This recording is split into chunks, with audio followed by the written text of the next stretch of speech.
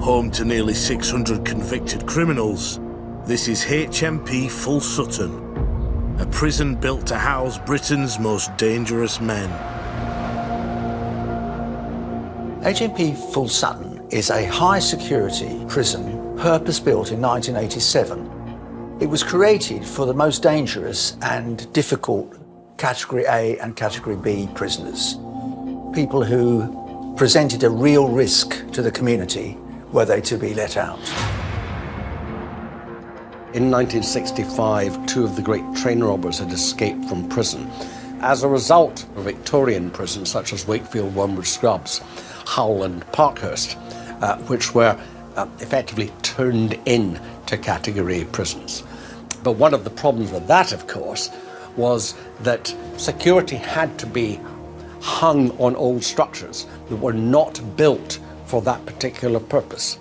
As a result, they built some new prisons, and Full Sutton was one of those prisons.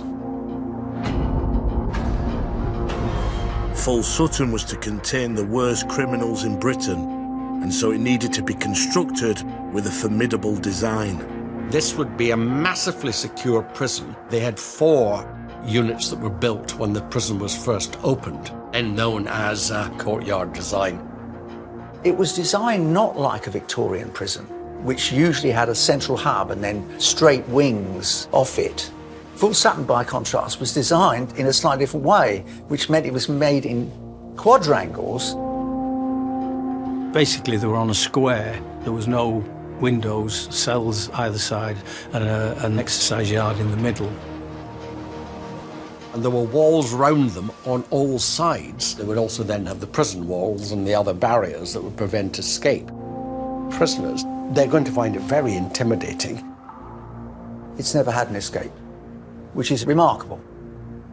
It's a secure regime. Sentenced to life here, you'll have been convicted of the most heinous of crimes. Killers, serial rapists, child molesters.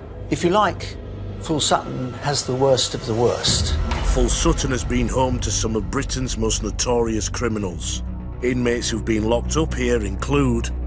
Dennis Nielsen is among Britain's most famous serial killers.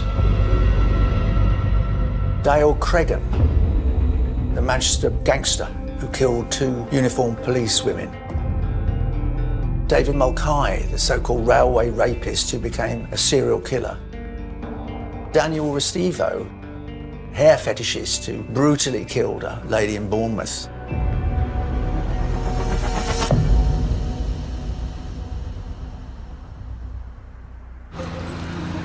So they'd arrive normally by sweatbox bus, which brings them in. If you're a Category A inmate entering Full Sutton, you'll arrive at the prison under the highest level of security. We get to the main gates of the prison, which are electronic. They move to the side, we move in. Then somebody comes out of the office with like a stick and a big mirror on it, so they can look underneath the van to make sure nothing's being brought in.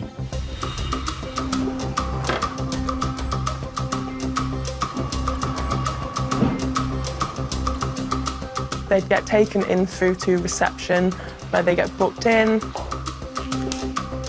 They get searched. You'll go through the process of being strip searched.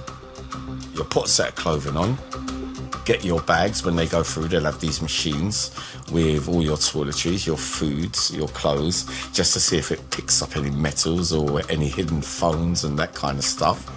And then they'll be taken by the reception staff through to whatever wing they're going to be living on.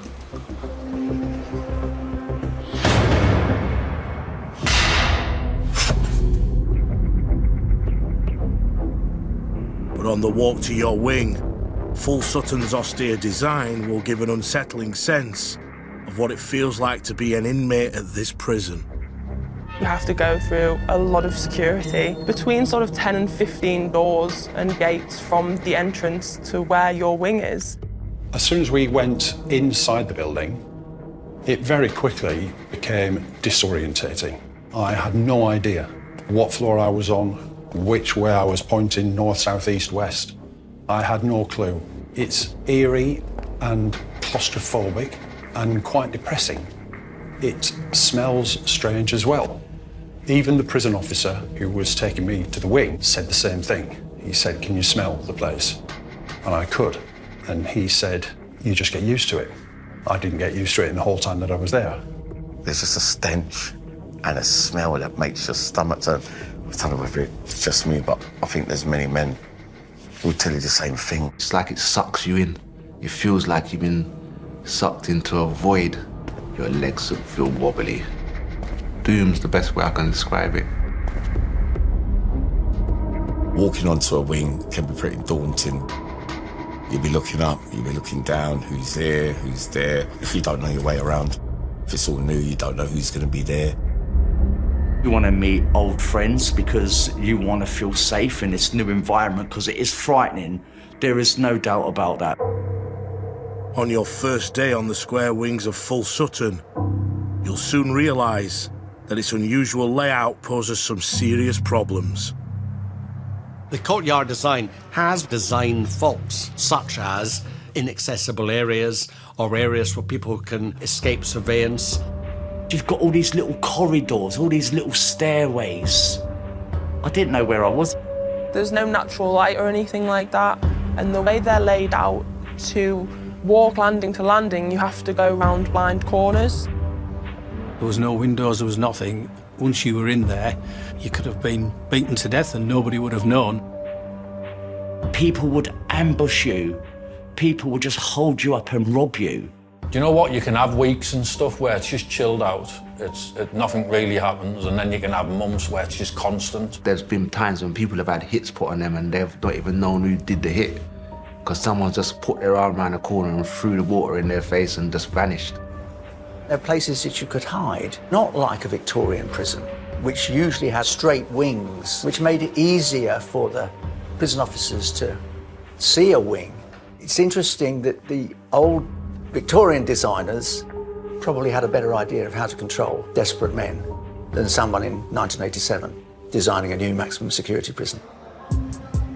Next, Britain's most violent inmates turn their anger towards the staff. I genuinely feared for my life. I didn't think I was coming out of there. It's a top security prison in East Yorkshire, and on your first day here, you'll have to quickly adapt to its strict routine. Daily life at Full Sutton is very routine-based. Around 7 in the morning, there's an unlock, so everybody is let out. They can get their hot water, they can empty their bins, they can get a shower, do all of their sort of daily life essentials, basically. Then the majority of prisoners go to work. There's a labour board which tells you where you're employed. And you've got landing 1, landing 2, landing 3, the cell numbers, my name, your name, prison number, your place of work. At that time there was things like a braille workshop, a motorcycle repair workshop, painting and decorating, and then there are jobs on the wings, cleaning the wing, keeping it tidy. It's actually similar to a normal society, really, other than you can't just wander off on your own. At 3 p.m, everyone will come back from workshops. They're normally allowed a few hours of sort of association time. During that time, they can play pool, they can interact with each other as much as they want. You can socialise, cook your food and go on the telephone, go to the gym or wherever. That's the highlight of the day. And then what happens at about 7 o'clock is they all get locked up for the night. The night staff come in, and then everyone is locked up until 7 o'clock the next morning. Despite being in prison, there is one kind of freedom the inmates at Full Sutton can experience. In Full Sutton, you're allowed to cook your own food, and some people are really good chefs and they can cook really, really good. So like, you'll get some Jamaican guys can cook some serious food, some Asian brothers cook some serious food. Some people are living better in there with their food standards than are out in society, yes. Because there's nothing else to do apart from to cook. And you can walk about the wing with a 9-inch kitchen blade. Did you know that? In the top security prisons. You go in the office, sign out a 9-inch kitchen blade. So you can imagine how paranoid everyone is. You know, and then you're in a top security prison, you walk about with big 9-inch kitchen blades. They know not to use that knife to stab anyone, because otherwise they're going to take it away from all of us. They'll go and get their own knife to stab someone if they want to stab someone. Some people are just sensible and they've got their head screwed on. They know that if they go down that route, it's not going to be nice for them. They know if they go down that route, they're never going to get out. So they're sensible. They want to use their head, get in, do your jail and get out of prison. That's sensible. But to make it through your first day, you'll still need to watch your back, as a violent attack could be just around the corner. The stress level, it's just crazy. If you look at someone for too long, they'll start thinking, what's he staring at us for? He must be plotting something. Next thing you know, they're running in your cell and stabbing you up because you looked at them wrong. Everywhere that I went, I'd have at least 2 biro pens on me that I could use for weapons. The whole environment of it, you end up buying into it. Extreme violence can come out of nowhere. It could be anything. It could be spontaneous. It could be someone made a mistake and didn't say sorry. It can come from anywhere. I would say the majority of incidences start off as very minor, incidental things. Me and my friend went to the servery, and we were the last at the servery. And Rocky biscuits, you know, the Rocky chocolate biscuits, everyone else had got one, but there was none left for us when we got there. We nearly went into a riot over a chocolate Rocky biscuit. Things that are nothing to me and you at the time, like, they're huge in prison. And little things become massive things, and people are willing to kill you over just the slightest of stuff. And you become like that too. The first evening I got into that prison, I had my face punched in. I went to get my food, and this guy that I didn't know said hello to me. He said hello, that was all he said, and I said hello back, and the guy just walked up and smashed me in the face and told me that this guy was in for some sexual crime or something, and if I talk to him again, next time I'm gonna get stabbed. Violence, it was always there. I think the theory must be that if you're going to put really violent men together, there is a danger that they will become even more violent. In other words, pouring petrol on the flames of their inherent violence. With dangerous men and makeshift weapons, Full Sutton can be a ticking time bomb, and there's only so long the staff can keep control. It is inevitable that things will slip through the net in a place like Full Sutton. No matter where you work in a prison, you are outnumbered. Some of them just enjoy violence, and if they want to take the wing over or create problems, there is not a lot you can do, quite frankly. And it was even worse when this prison was first opened. When you walk into a new prison, it's chaotic. They ain't got a clue. Staff don't know each other, the staff don't know the prisoners don't know the staff, the prisoners don't know the other prisoners. Problems have arisen for very obvious reasons. 3 years after Full Sutton opened, these issues became too big for the prison to handle. Whether it was by design or default, we ended up with a lot of fairly new officers in particular who were basically fresh off the street working with these very difficult types of offenders. For some reason, we had a bad mix of prisoners as well on some of the wings. They tried to intimidate staff successfully on many occasions, and a lot of the managers left the uniformed officers just to get on with it. And quite frankly, we lost the prison.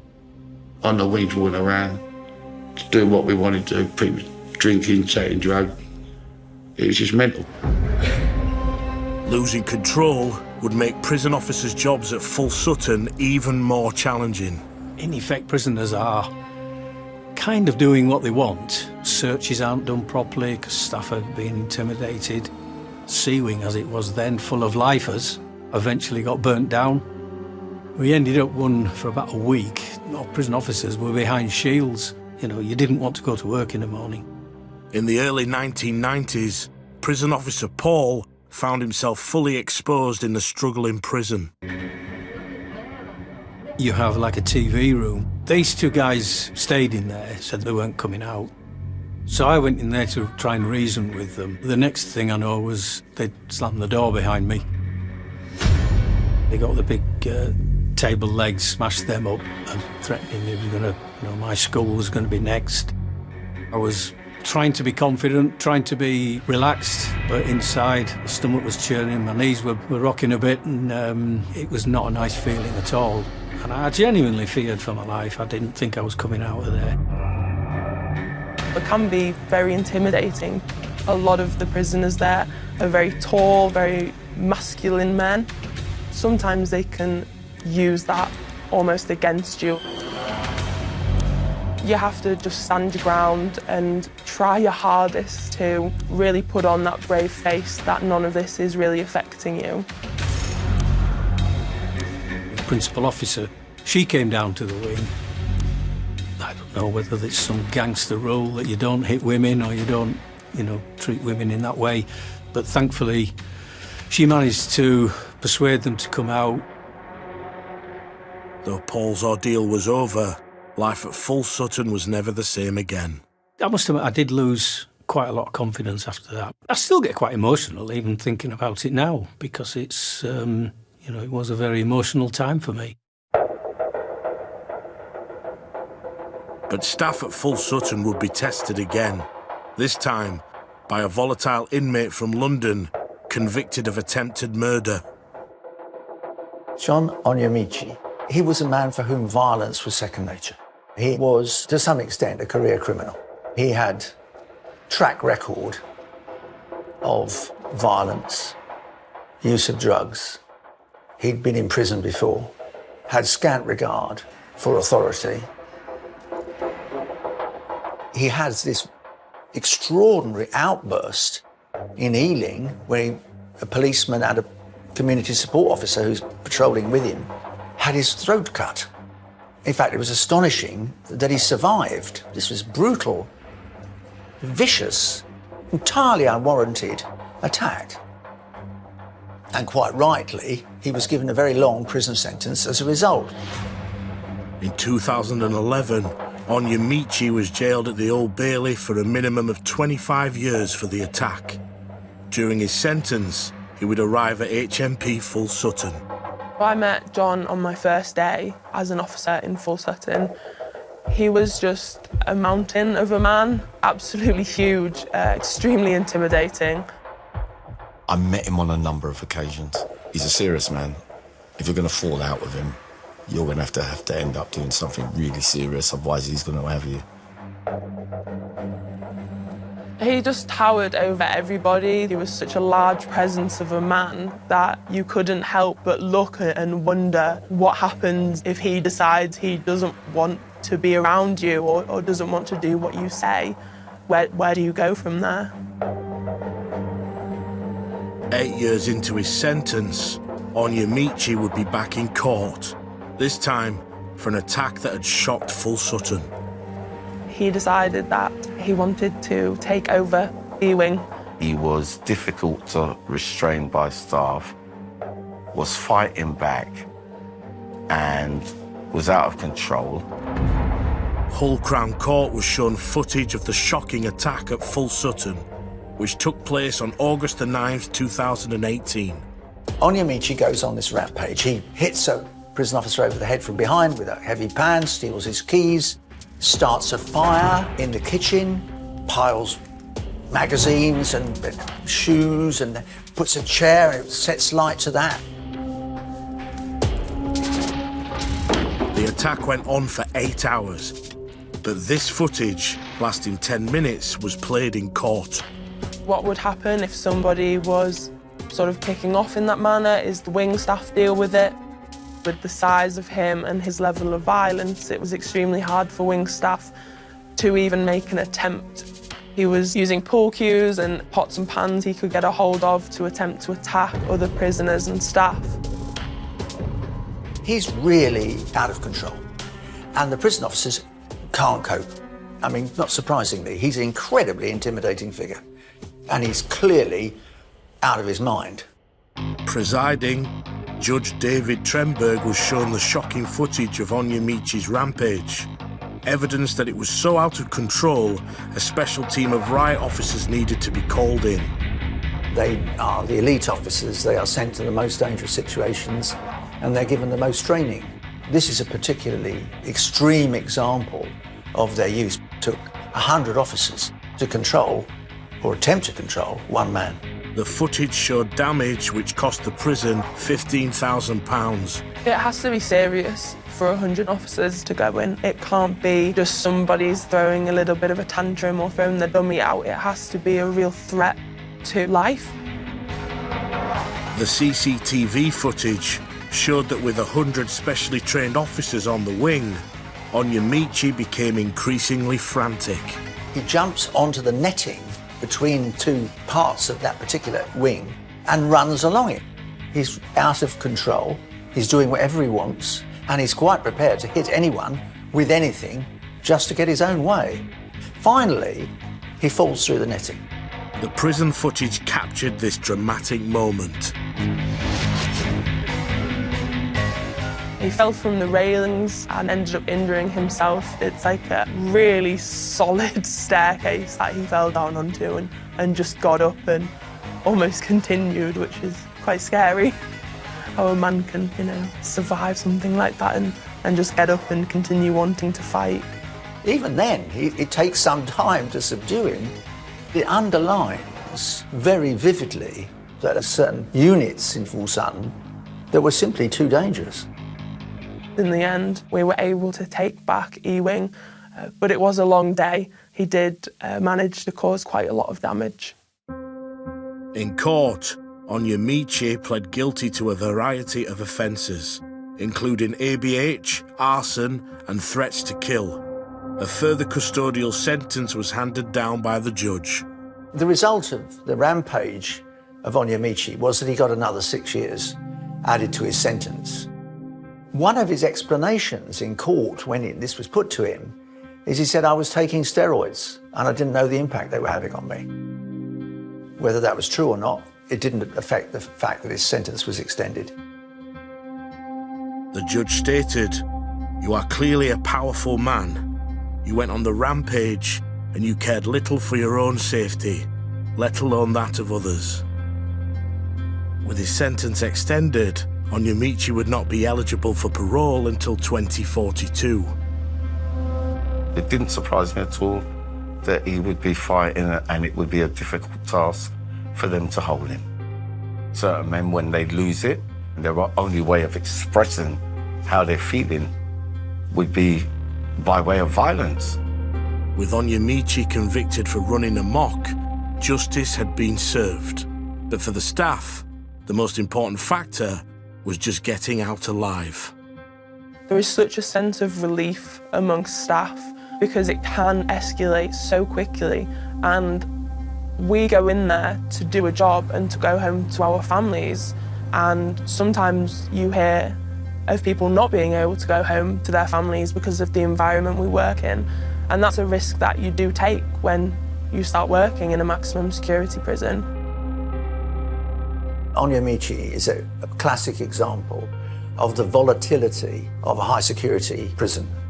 It only takes one person to lose it and the whole place is in danger of going up. Onyemichi's rampage was not an isolated incident, as in the years leading up to the attack, assaults on staff in British prisons had nearly tripled. In those environments, prison officers don't feel as though they're safe. You've always got to have that in the back of your mind, but you can't let that affect the job that you do. Next, we move along to Full Sutton's most reviled area, a place known as Beast Wing. The smell is different from normal location. The beastie wing.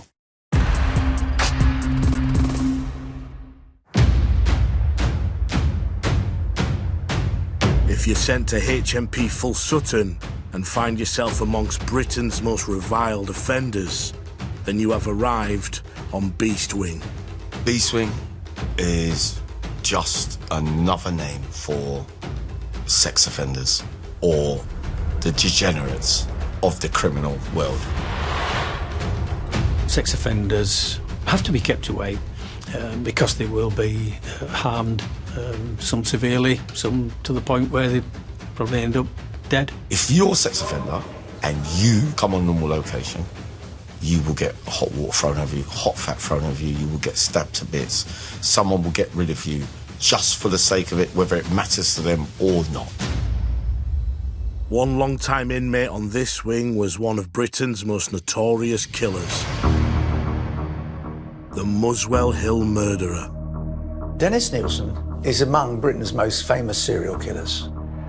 He would pick up floating young men, whether it's in the pub or in the street, and he would take them home. But then he began to live out the fantasy, his fantasy from childhood, of possessing a passive young man for sex. And he would strangle them. He disposed of the bodies in a really horrifying way. He dismembered them and he burnt them on a pyre constructed from tyres.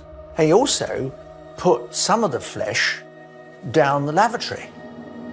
It was this method of disposing of his victims that led to his detection. The moment the police arrive at his door, he's ushered down into the police car to be taken away for interrogation. And the detective says, well, how many people have you killed? And Nielsen says 15 or 16. At his trial, Nielsen was convicted of murder and sentenced to life imprisonment. Early into that sentence, he arrived at Full Sutton. There's no question that Full Sutton was a logical place to send Dennis Nielsen. He was certainly one of the worst of the worst. He first went to Full Sutton in March 1990, and he was only there for maybe 10 months. He spent the whole time in the segregation unit. It was not the first time Nielsen had been in the segregation unit during his time in prison. I was down to segregation and I didn't have no books in the cell. I asked the prison officer, could I get a book to read for tonight? He goes, how about asking your next door neighbour? I said, who's my next door neighbour? And he said to me, Dennis Nielsen. I said, oh, ain't that the guy that... And he said to me, yeah, that's the guy. He's been down here yonks. I said, well, ask him for me. Came back about 10 minutes later. I said, yeah, compliments of Dennis. And he gave me the book, and it was called Beyond Belief, which was the first ever book written on Myra Hindley and Ian Brady. But I was thinking, of all books, why would you send me that?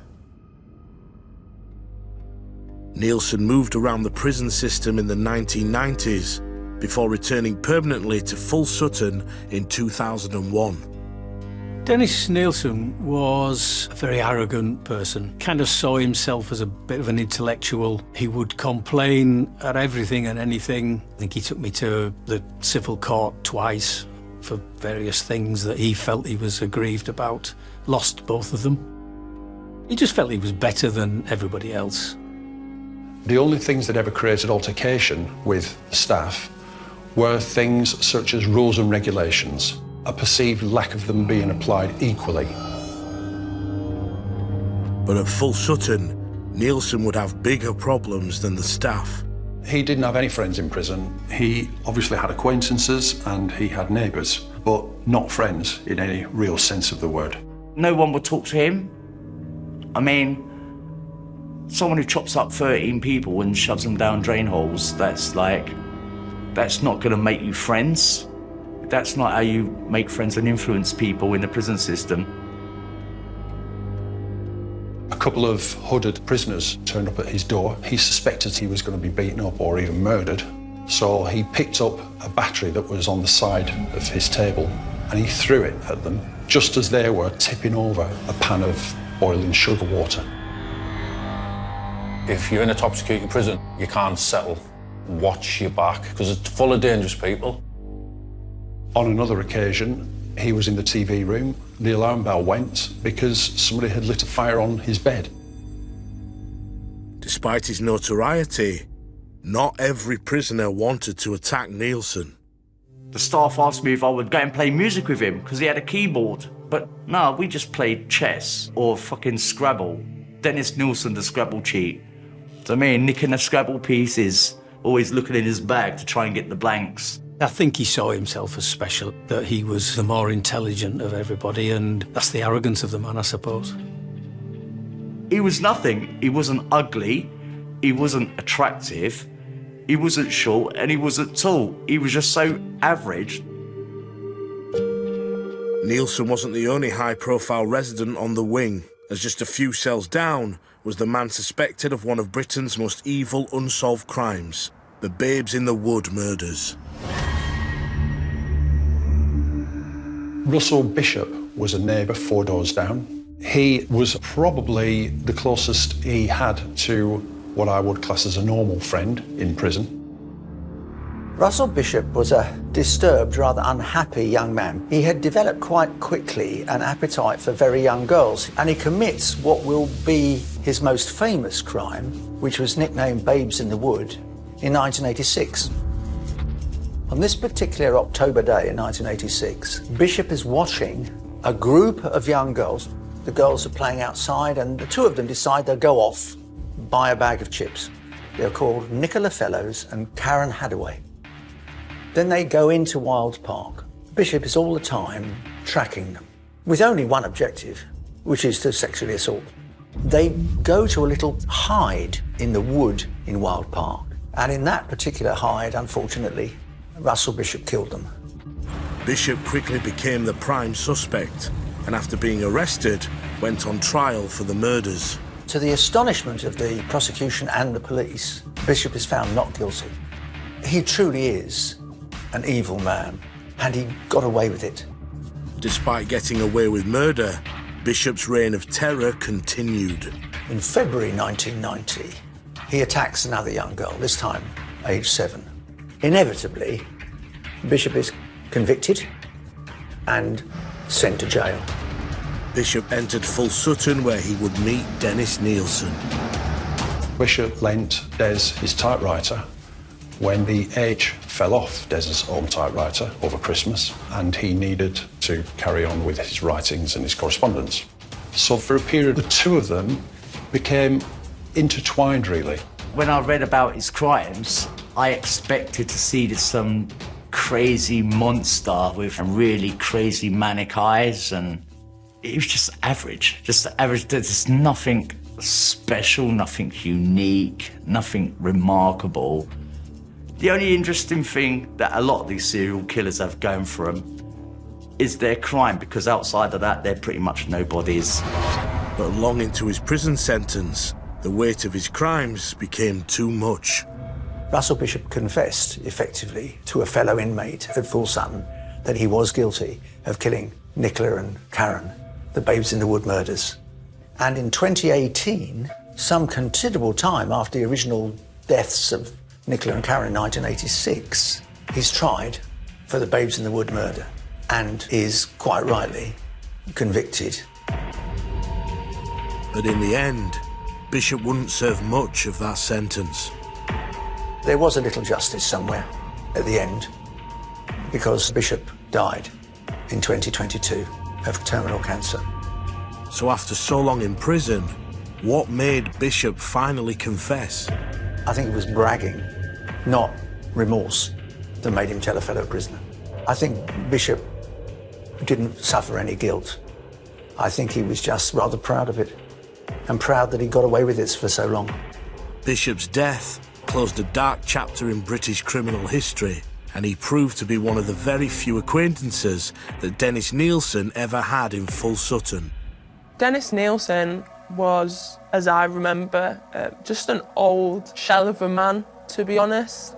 He was quiet, he kept to himself, he'd sit in his room in his little white underwear and read his book and write his poems. In his final years, he was slowing down. He was tiring of most things, and his health was slowly fading. I'd definitely say he had a very sad existence in his final years. He was very isolated from what I saw. It usually happens with older prisoners. If they're reasonably infamous as well, they tend to isolate themselves even further because their crime becomes very well known. People on the wing know who they are and what they've done. On the 10th of May 2018, Dennis Nielsen was transferred to York Hospital, citing stomach pains. He would die there 2 days later at the age of 72. It does just become part of life in there that people come and go and people die and people like that die as well. The prison moves on. In there, you are just another number who will come and go. So, who was the real Dennis Nielsen? We give him far too much credit for being what he used to be like and not the sad old man dying in a prison cell, which is what he was in the end. He wasn't a man with horns or a tail or a big black cloak or staring eyes. He was absolutely ordinary chap. Evil does not come printed on your forehead. Often it's extremely banal. They're ordinary men who don't stand out in the crowd.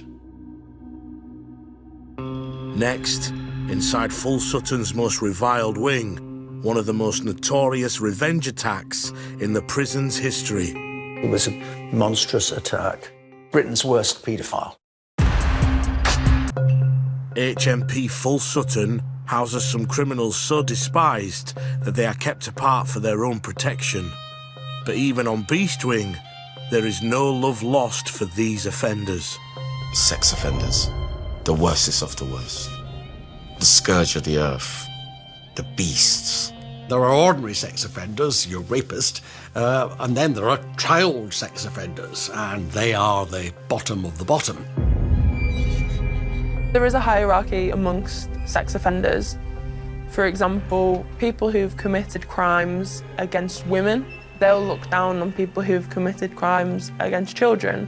And then people who've maybe committed crimes against one child, you quite often see them looking down on people who've committed crimes against multiple children. I have heard prisoners actually saying, well, I only raped a woman, you raped a child. I guess it's like anything, you know, we as human beings want other people to be worse than us, don't we? One inmate that every prisoner would look down on was the man who would become known as Britain's worst ever paedophile. Richard Huckle used to take regular trips to Malaysia to effectively abuse children, but always presented himself as a sort of English teacher and philanthropist. He was a member of a dark web group called the Love Zone. He was writing a manual for paedophiles on how to make it happen, how to make it work.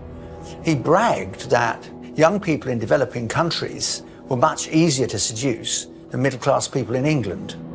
But after a multinational investigation, Huckle's crimes came to light. Huckle, quite rightly, was eventually caught, indeed arrested by the National Crime Agency at Gatwick Airport after a tip-off from the Australians. He was eventually charged with 91 offences and pleaded guilty to 71. His victims ranged from 6 months to 12 years. In June 2016, Huckle was sentenced for his crimes. Richard Huckle was convicted of being a predatory paedophile and was given a life sentence and sent to Full Sutton. As a high-profile sex offender, Huckle would have to be kept on Beast Wing for his own protection. I met Richard Huckle when he moved on to our unit. He was a very quiet man, which doesn't really surprise me considering how infamous he was and everybody knew what he'd done. His crimes were especially heinous, even amongst other sex offenders. He was not popular with anybody, prisoners or staff. With his crimes so well documented, surely this criminal would want to keep a low profile. He was not shy about his crimes. He was almost proud of it. And I think that rubbed a lot of people the wrong way. I really disliked Richard Huckle. I thought he was evil for what he'd done. As a notorious offender, this inmate would have had a target on his back. Huckle, you've got to expect that. As a sex offender, you're on borrowed time. It was no secret amongst a few of the prisoners that there was an attempt to be made on his life.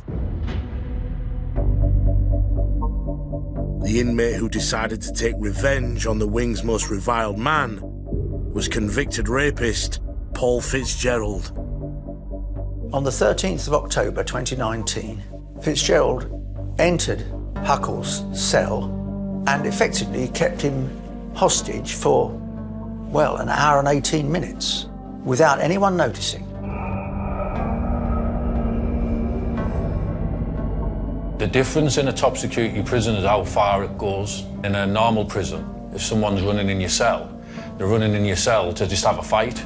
In a top security prison, people are running in your cell to try and stab you up and kill you.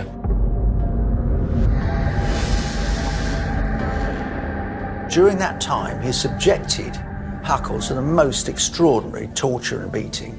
He tied him up, tied his feet, tied his hands, gagged him, raped him, stuffed a blade on a piece of wood up his nose so that it reached his brain, stuck a spoon into his anus. I mean, it's almost unbelievable. From my understanding, there was a few other people who were aware of what was going on and so could keep watch, could tell other people not to press the bells. And so until somebody quite literally stumbled across what was going on, an alarm bell wouldn't be rung. If anybody wanted to assault anybody or do anything of that nature, it was quite easy to do. You could have been in there beaten half to death if that was somebody's wish. A bell went off. In a prison, when an alarm bell goes, any free staff, regardless of where they work, are expected to attempt to attend the alarm. Prison officers, sometimes I think they'll wait until there's backup. And then when all the other officers come, then they'll run to the incident and then they'll deal with it. It depends on the inmate, who the person is, and how many dangerous people are on that wing. It just all depends on the situation. We arrived at the wing. Almost immediately we were sent back, and it wasn't until that evening that we were told that he'd been killed in his cell. As a sex offender, you will definitely get your comeuppance. 100%. No surprises there that he got it. Fitzgerald claimed that it was a good thing, that he was doing the right thing, and he wanted to give Huckle a taste of his own medicine. See how they suffered, you're going to suffer too. When he was found straddling Huckle's body with a pool of blood around Huckle's head, he claimed that he wanted to cook and eat parts of Richard Huckle. I suspect that it had nothing to do with making him feel how others felt. I suspect it was a good old-fashioned monstrous attack. And perhaps he wanted to become famous for the man who killed Britain's worst paedophile. With Huckle dead, questions were asked as to how an attack could last 78 minutes in such a high secure environment. Full Sutton is asked to cope with some of the most dangerous men in the country, and it must be safe and secure. There has to be a suspicion that someone knew something about what was going to happen to Richard Huckle. It's a bleak thought, but it's very difficult to avoid that conclusion. But despite committing horrendous crimes, did Huckle deserve better protection? There's no question that even a wicked, evil man like Richard Huckle deserved protection. Safety is one of the principles that every prison should work by. And the fact that he was killed by a fellow sex offender is a terrible commentary on the safety of prisoners. Lessons would have to be learnt at Full Sutton from the murder of Richard Huckle, but not every sex offender here would meet the same end.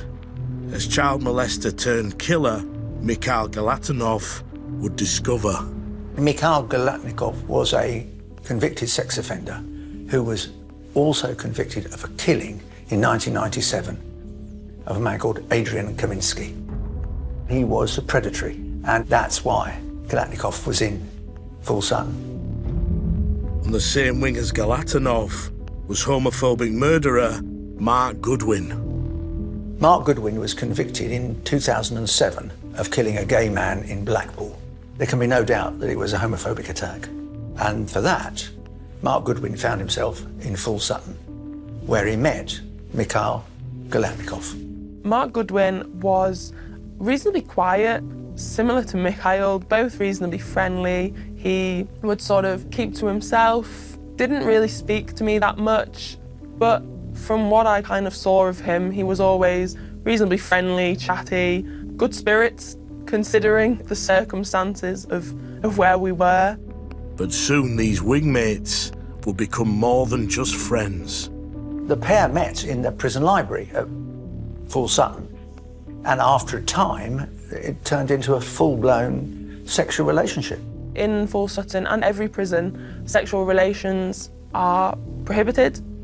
However, they'd meet up in each other's pads to engage in sex, and then eventually that sort of turned into a steady relationship. Unlikely though it may sound, you have the homophobe Goodwin, who seems to have fallen in love with a man who's clearly gay and had killed a gay lover. It's almost unbelievable. They were always reasonably affectionate to some level, like they'd give each other a hug and a kiss. They'd always have a little flirt with each other. But Galatnikov and Goodwin decided that they wanted to take their relationship to the next level. They decided that they would marry. It was the first time there'd ever been a gay marriage in a British prison. It took place in the children's play area of the visitor centre. There were 2 lady vicars, 4 prison officers for security, and 6 prison officers invited by the pair. They said to each other, "We're soulmates and we'll be together forever." And they shared a kiss and a piece of cake. But for these newlyweds, married life would be somewhat long distance, even in a maximum security jail. After the marriage, the pair were separated to separate wings of Full Sutton, and they can only meet once a month visitation, which you would have thought was slightly odd. It is a strange love story, as 2 people have fallen for each other in a very hostile and strange environment. As a love story goes, it is very unique and different. I don't think there's one like it, to be honest. I'd almost challenge someone to find 2 people like them who found each other in such a strange situation and then decided that they wanted to be married. If everyone in prison who were gay would come out of their closets, I think prison would be transformed overnight. I think it would be a lot cleaner. I think people would be a lot funnier and a lot more charming. But some have suggested that there could be a more cynical reason for this marriage. The sister of Mark Goodwin's victim has suggested the reason for the marriage was that Galatnikov realised he was due for parole in not too distant future, and that this was a way of making him seem respectable and upright and a changed man. I suppose none of us will probably ever really know why they really decided to get married and separate rather than stay together on a wing. I couldn't tell you, and I don't think anybody apart from Mark and Mikhail could tell you why they made that choice. I think it's a fascinating question about whether Goodwin came out because he realised he was gay, really, underneath all the homophobia, or whether he was seduced. I mean, there's no question that Galatnikov was charismatic, and it's possible that this was a way for Goodwin to make his life in Full Sutton a little easier. It's hard to be absolutely sure what was going on there. It's not just desperate desire for a lustful relationship. So I think it was a more complex relationship than that. Next, more inmates at Full Sutton become friends with benefits. No one gives a shit if you're getting a blowjob off your next door neighbour. I mean, what else is there to do in prison?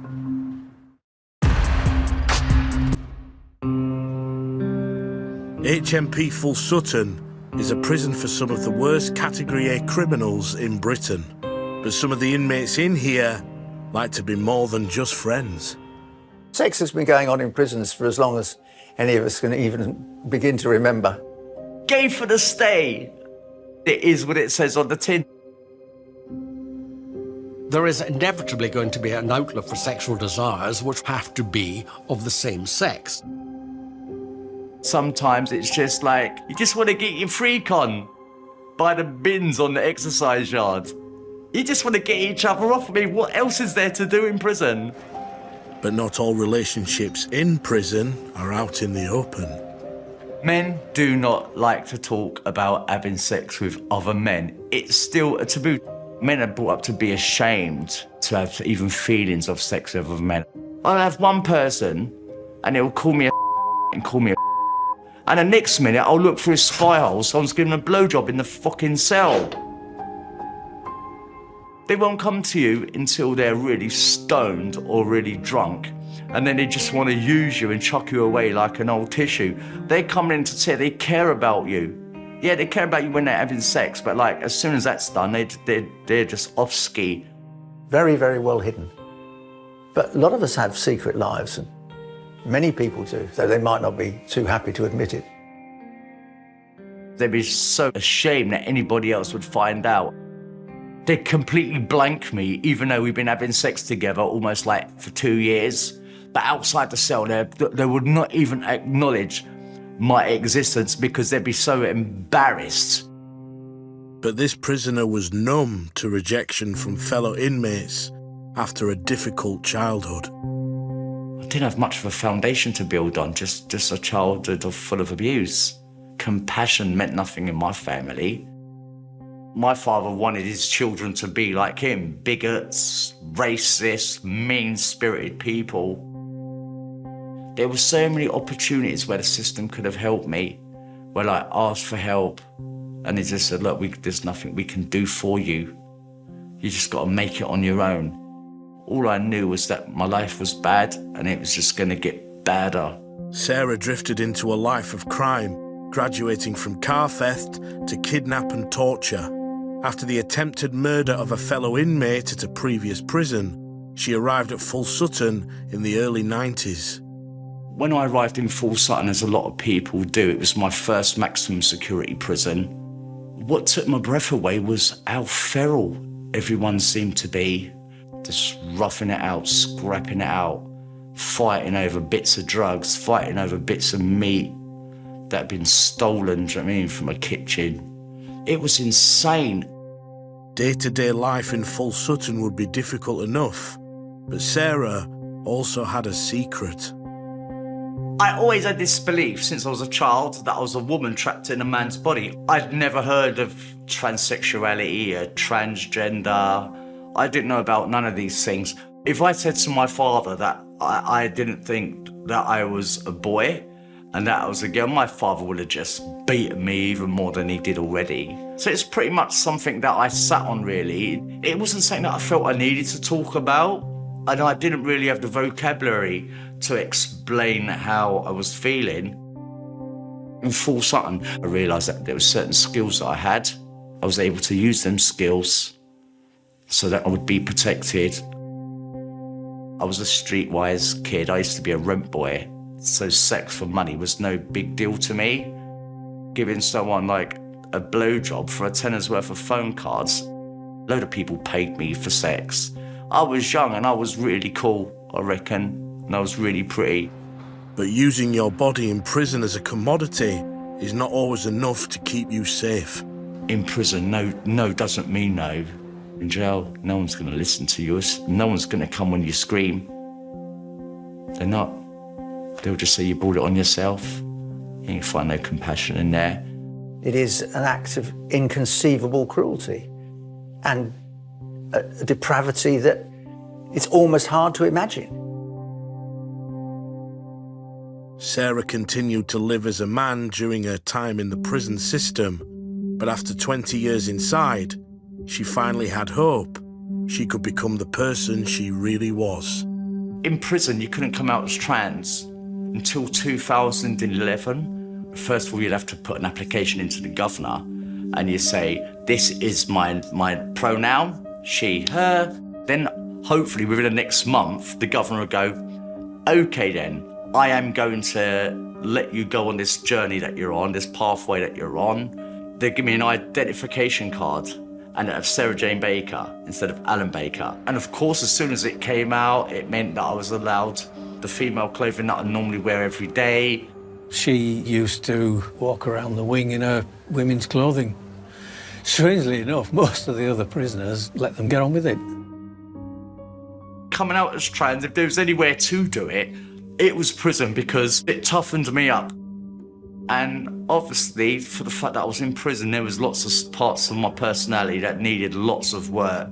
Obviously, I didn't realise how much it would really make people angry, especially like some of the visitors who would come to visit their dads and their uncles and their brothers. They never contemplated that there could be transgender people because I used to pass really well. And the better you pass, the mums and the wives of other prisoners, man, they'll hate you. Yeah, it's just jealousy. But even with her gender identity changed, completing her transition in prison would not be possible.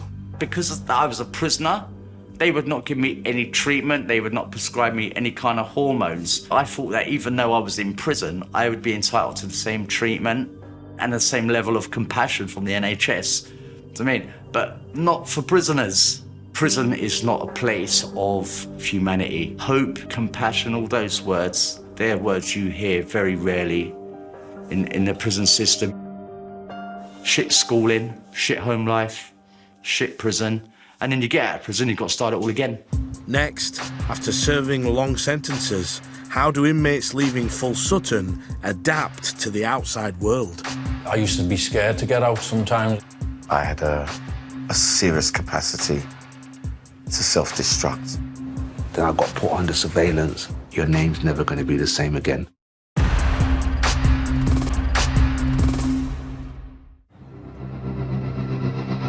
Since it first opened, Full Sutton has been a jail with a troubled history, but with lessons learned from the past, does this prison have a promising future?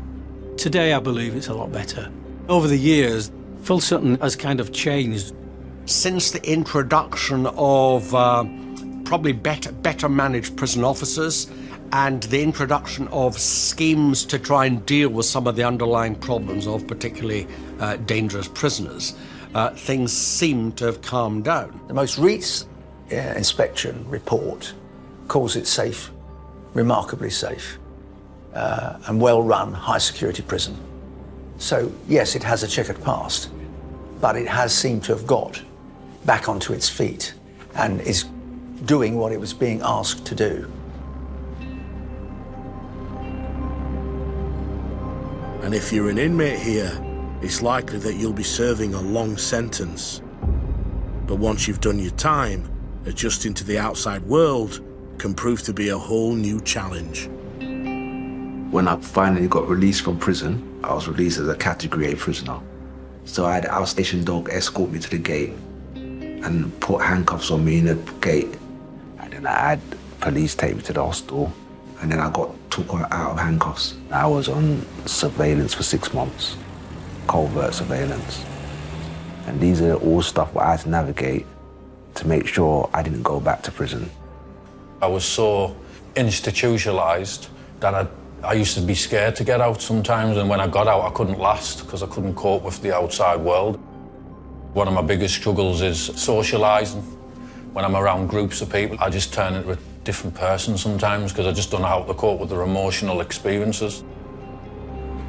The night before I used to go home, I used to lie in my bed and think, if you can do this, if you don't rob, you don't burgle, you don't steal, but I had a serious capacity to self-destruct and ruin any chances of anything good for myself. I thought I'd come out and half start off where I left off, and that's not going to work. I realised I couldn't be what I used to be, and life's moved on and all that's past you now. But the old habits you've learned from prison life can be hard to lose. Prison makes you hyper-vigilant. It makes you see people in their worst light because you're looking for threats.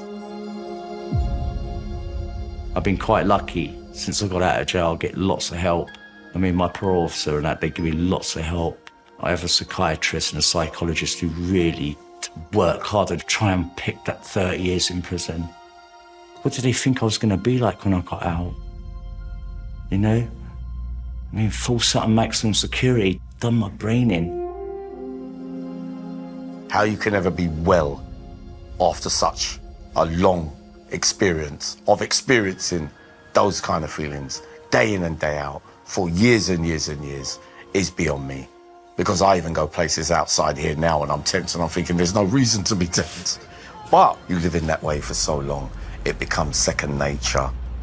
You need good people around you when you come out of prison. In this country, they just lock you up and then let you out with the threat of locking you up again, and that's it. Nothing's done, nothing's changed. And as a former inmate, you may not be the only one struggling with life outside the prison walls.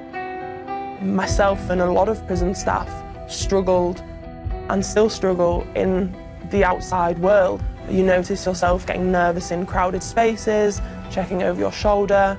A lot of staff in there changed the way they parent because of who they worked with and what happened.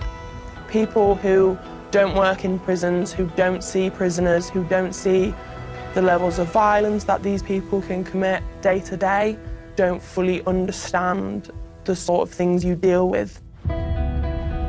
Full Sutton has had a lasting impact on those who lived and worked inside its high walls.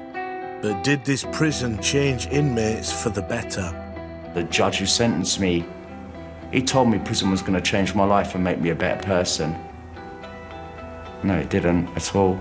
There was no one in Full Sutton or maximum security to say, you know what, you can be better than this. I saw people who were damaged, people who were brutalised, people who were traumatised by their past, and all they could do was continue that spiral. Each time I came out with no plan, I continued and continued in the same way for all those years and years and years. Just feels like a complete waste of life. I think it's important that we start looking at how we can actually change the people, help them a little bit more, because they will be getting out and they will be amongst us. If you get the right role models in prison who know you, get to know you, and know where your thinking is wrong, and can guide you step by step, bit by bit, spotting talents, abilities in you that all of us have as individuals, and get you into that. Teach yourself something new, education, reading, life skills, do whatever you got to do that's going to make sure that you're not going to go back to your old ways when you get out. But ultimately, jail became my home. It's part and parcel of the game that I chose and the lifestyle that I chose to live.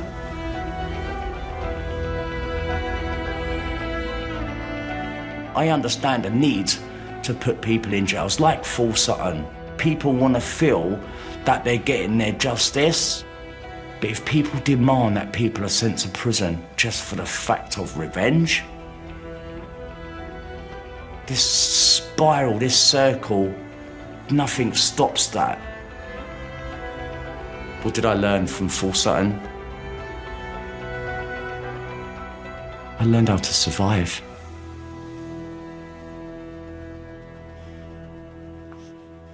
That's it. 2 independent investigations found no concerns about staff at the time of Richard Huckle's death.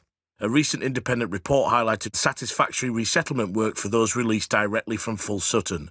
A prison service spokesperson said, "The claims made are unfounded. A recent independent report highlighted good relationships between staff and prisoners."